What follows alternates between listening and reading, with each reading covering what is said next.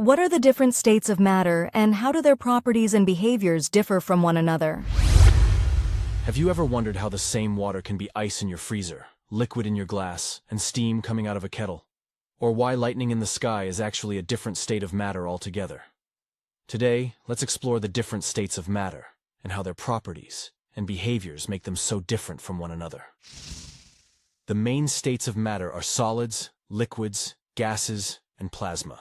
They differ in three simple ways: how closely packed their particles are, how easily those particles move, and whether the substance keeps its shape and volume or not. Now, let's go deeper into each state, using everyday examples. Anything that has mass and takes up space is called matter. All the objects you see around you, your desk, the air you breathe, and the water you drink, are made of tiny particles like atoms or molecules. These particles are always moving, but how they are arranged and how they move is different in solids, liquids, gases, and plasma. That's what creates the different states of matter and their unique properties. Let's start with solids. In a solid, particles are packed very closely together and held in fixed positions by strong forces of attraction. They can only vibrate in place, which is why solids have a definite shape and a definite volume. Because the particles are so close and tightly held, solids are usually hard to compress. They don't easily change shape unless you cut, break, or bend them. So, when you think of solid, remember, tightly packed particles, fixed shape, and fixed volume. In liquids, the particles are still close together, but they are not locked in fixed positions. They can slide past one another, which lets liquids flow. Liquids have a definite volume. The amount of space they occupy stays the same. But they do not have a fixed shape, so they take the shape of whatever container they are in. The water spreads out into a new shape, but the quantity of water, the volume, does not change. This is the key idea for liquids. They flow, keep their volume, and change shape to match their container. In gases, particles are far apart compared to solids and liquids, and they move very quickly in all directions.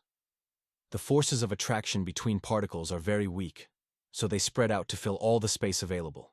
Gases have no definite shape and no definite volume. They expand to fill the entire container, whether it's a balloon, a room, or the atmosphere. Because there is so much empty space between particles, gases are easy to compress. This is why a lot of air can be squeezed into a small scuba tank or a spray can. There is also a fourth common state of matter: plasma. Plasma is like a gas, but the particles have so much energy that electrons are knocked off atoms, creating a mixture of charged particles.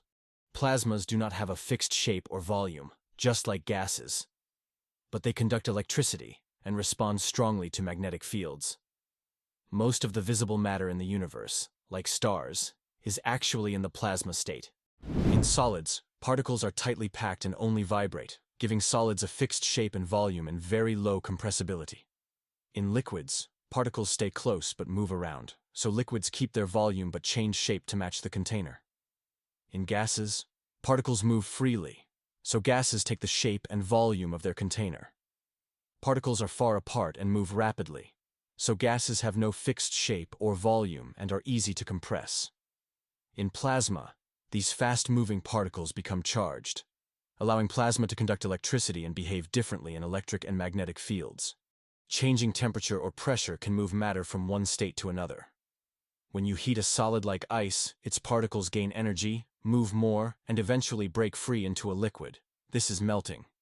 If you keep heating, the particles move even faster and escape into a gas. This is boiling or evaporation. Cooling does the opposite. Gas condenses into liquid, and liquid freezes into solid as particle motion slows and attractions pull them closer together. At extremely high temperatures, a gas can turn into plasma as particles gain enough energy to become charged. So, what did we learn? Solids have tightly packed particles, a fixed shape, and a fixed volume. Liquids have particles that stay close but move around, with a fixed volume but no fixed shape. Gases have widely spaced, fast-moving particles with no fixed shape or volume, and they fill any container they are in. And plasma is a highly energized, charged gas that makes up lightning, neon signs, and even the sun and other stars. Next time you see ice, a glass of water, steam from a kettle, or a flash of lightning, ask yourself, which state of matter am I looking at? And what are the particles doing? Thanks for watching. If you'd like to explore more, try drawing your own particle diagrams for solids, liquids, gases, and plasma.